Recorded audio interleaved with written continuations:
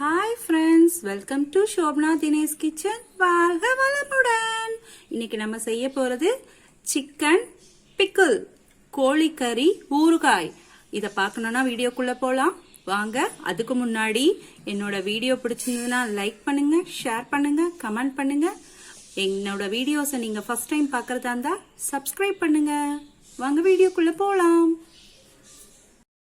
சிக்கன்ல குருமா செஞ்சு பார்த்துருப்பீங்க, பிரியாணி செஞ்சு பார்த்துருப்பீங்க, சிக்கன் ஃப்ரைட் ரைஸ் கூட செஞ்சு பார்த்துருப்பீங்க, சிக்கன் 65 செஞ்சு பார்த்துருப்பீங்க. ஆனா சிக்கன் ஊறுகாய் செஞ்சு பார்த்துருக்கீங்களா? இப்ப பாருங்க ஃப்ரெண்ட்ஸ், இன்னைக்கு நம்ம சிக்கன் பிக்கல் பார்க்க போறோம். கோழி கறி ஊறுகாய் அது எப்படி செய்யலான்றதுக்கு பார்க்கலாம். இப்போ சிக்கன் இந்த மாதிரி சின்ன சின்ன பீஸாக கட் பண்ணிக்கோங்க. நான் 1/2 கிலோ சிக்கன் எடுத்திருக்கேன். இப்போ இந்த சிக்கனுக்கு தேவையான அளவு கொஞ்சம் போல் உப்பும் மஞ்சளும் போட்டு நம்ம நல்லா மிக்ஸ் பண்ணி ஒரு 15 நிமிஷம் இதை ஊற வச்சிடலாம். ஃப்ரெண்ட்ஸ், அந்த சிக்கனில் உப்பும் மஞ்சத்தூளும் போட்டு ஊற வச்சிருக்கோம். அது ஊறுற டைமில் நம்ம அதுக்கு மசாலா அரைச்சிக்கலாம். இந்த அளவுக்கு பட்டை 5 கிராம்பு, 2 ஏலக்காய், 2 ஸ்பூன் தனியா, 1 ஸ்பூன் கடுகு,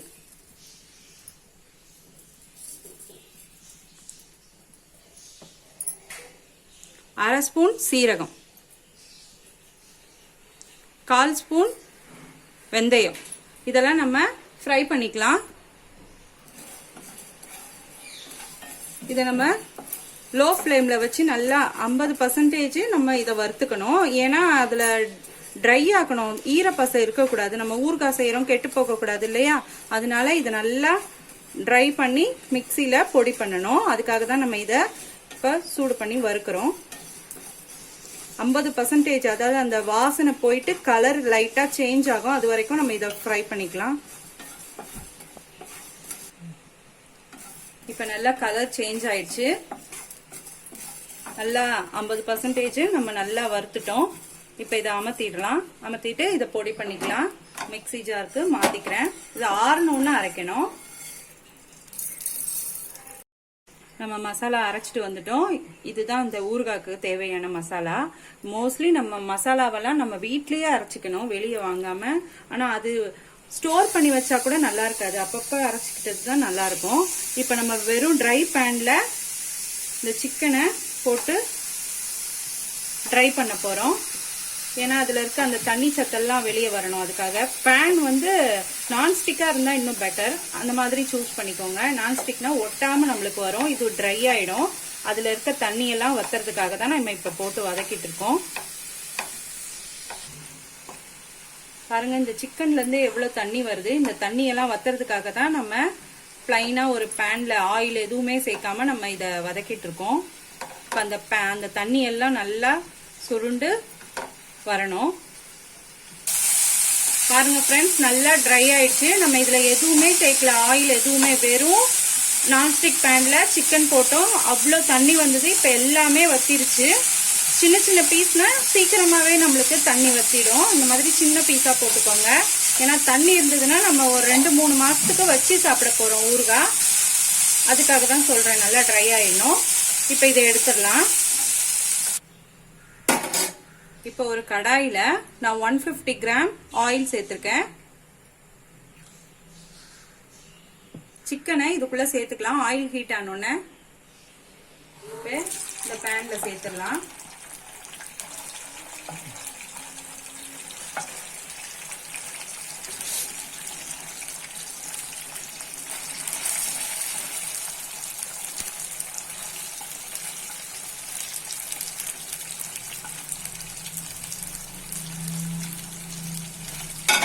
இதை நல்லா ஃப்ரை பண்ணி எடுத்துக்கலாம். கோல்டன் ப்ரௌன் வர வரைக்கும் இந்த ஆயில்ல நல்லா ஹீட் பண்ணிக்கலாம்.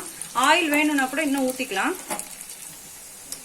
பாருங்க ஃப்ரெண்ட்ஸ், இந்த மாதிரி கோல்டன் கலர் வர்ற வரைக்கும் நம்ம வறுத்து எடுத்துக்கணும். நம்ம இப்ப வறுத்து எடுத்துக்கலாம். பாருங்க ஃப்ரெண்ட்ஸ், இந்த மாதிரி நல்லா ட்ரை ஆக்கி நம்ம ஃப்ரை பண்ணி எடுத்துக்கணும். இப்ப இந்த ஆயில்ல ஃப்ரெஷ்ஷாக இப்போ அரைச்ச 2 ஸ்பூன் இஞ்சி பூண்டு பேஸ்ட் சேர்த்துக்கிறேன். ஃப்ரெஷ்ஷாக அரைச்சதுனா தான் நல்லாயிருக்கும். இதை நம்ம நல்லா வதக்கிக்கலாம், பச்சை வாசனை போகிற அளவுக்கு வதக்கிக்கலாம். அதே எண்ணெயில் தான் நான் வறுக்கிறேன். 150 கிராம் ஆயில் சொன்னல, அதே எண்ணெயில் தான். ஏன்னா ஊறுகாய்க்கு எண்ணெய் நிறைய தேவைப்படும், அதனால அதுலேயே இந்த பச்சை வாசனை போகிற அளவுக்கு நம்ம இந்த இஞ்சி பூண்டை வதக்கிக்கலாம். இஞ்சி பூண்டு நல்லா வதங்கிருச்சு. இப்போ இந்த சிக்கனை நம்ம உள்ள சேர்த்துக்கலாம். உள்ள சேர்த்து இதையும் ஃப்ரை பண்ணுவோம். இதுக்கு தேவையான அளவு உப்பு போட்டுக்கலாம்.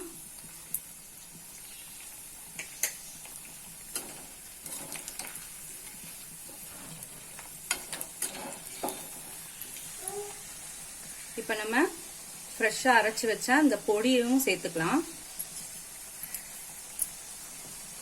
இதையும் சேர்த்து நல்லா ஃப்ரை பண்ணுவோம். அடுப்பு சிம்ல வச்சுக்கலாம். இது கூட மிளகாத்தூள், நான் ஒரு 3 ஸ்பூன் மிளகாத்தூள் போடுறேன். உங்கள் காரத்துக்கு ஏற்ற மாதிரி நீங்கள் கூட்டவோ குறைச்சிக்கவோ பண்ணிக்கலாம். இதெல்லாம் இந்த மிளகா கிள்ளி போட்டு சாம்பார் வைப்பாங்கல்ல, அதுக்கெல்லாம் இதை தொட்டுக்கிட்டா ரொம்ப சூப்பராக இருக்கும். நம்ம எங்கேயோ வெளியே போயிட்டு வரோம், என்ன செய்யறது அப்படின்னு தெரியலன்னா இதை நம்ம செய்து வச்சுட்டோம். ஊறுகாய் மாதிரி செய்து 2 மாதம் 3லேருந்து 4 மாதம் வரைக்கும் இது கெட்டு போகாது. நம்ம இதை ஸ்டோர் பண்ணி வச்சுக்கிட்டோம்னா வீட்டுக்கு வந்தோடனே பருப்பு டால் மிளகா கிள்ளி போட்டு பருப்பு வச்சுட்டு நம்ம இதை தொட்டுக்கிட்டோம்னா அவ்வளோ டேஸ்டாக இருக்கும். நம்மளுக்கு ஈஸியாகவும் முடிஞ்சிடும் இந்த வேலை. நீங்களும் இதை ட்ரை பண்ணிட்டு நல்லா வந்திருக்கா என்னன்னு எனக்கு கமெண்ட்ல சொல்லுங்க.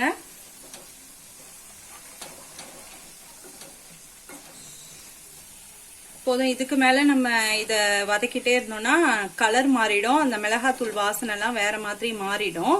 அதனால நம்ம இந்த ஸ்டேஜ்ல ஆஃப் பண்ணிடலாம். கொஞ்சம் ஆறுனதுக்கு அப்புறம் நான் வந்து லெமன், இந்த சைஸ் லெமன் வச்சிருக்கேன், ஒரு லெமன். இதை லாஸ்டா கொஞ்சம் சூடு ஆறுனதுக்கு அப்புறம் நான் பிழிஞ்சு விடும்போது காட்டுறேன். இப்ப நான் லெமனை பிழிஞ்சு விடுறேன். ஒரு லெமன்.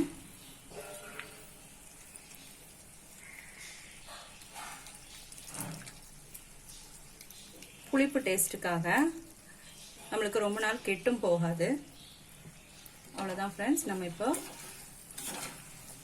மிக்ஸ் பண்ணி விட்டுக்கலாம். நான் இப்போ சர்வ் பண்ணிட்டு நான் உங்களுக்கு காட்டுறேன். பாருங்க ஃப்ரெண்ட்ஸ், எவ்வளோ அழகா ரெடி ஆயிடுச்சு சிக்கன் ஊறுகாய். நீங்களும் இதை வீட்டில் ட்ரை பண்ணுங்க. ரொம்ப ஈஸியான மெத்தட்ல தான் நான் சொல்லி கொடுத்துருக்கேன். நீங்களும் இதை ட்ரை பண்ணிட்டு எனக்கு கமெண்ட் பண்ணுங்க, பிடிச்சிருக்கா என்னன்ட்டு. எனக்கு லைக் பட்டனை அமுக்கிறதுலேருந்து எனக்கு தெரிஞ்சுக்கும். அதனால உங்களுக்கு இந்த வீடியோ பிடிச்சிருந்ததுன்னா லைக் பண்ணுங்க, ஷேர் பண்ணுங்க, கமெண்ட் பண்ணுங்க, முக்கியமாக சப்ஸ்கிரைப் பண்ணுங்க. தேங்க்யூ.